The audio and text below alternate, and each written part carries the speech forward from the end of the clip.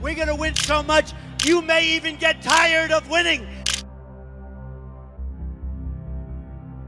The Warren Buffett indicator just hit 220%, the highest level in history, higher than the dot-com bubble, higher than 2008, and the last time it got this close, the market crashed hard.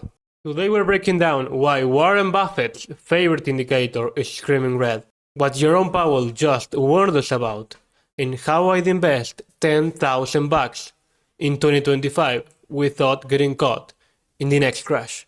But what is this mysterious Buffett indicator? It's the total market cap divided by GDP. Basically, how expensive stocks are compared to the real economy. Historically, anything above 120% meant overvalued. Right now, we're sitting at 220%. That means stocks are worth more than twice the size of the economy itself. And that's insane. Jerome Powell said it clearly. Valuations are stretched. Translation, the Fed knows the market's parting like it's 1999 again.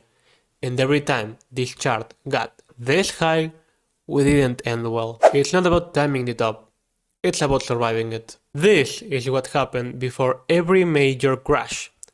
In 1999, investors ignored the warnings.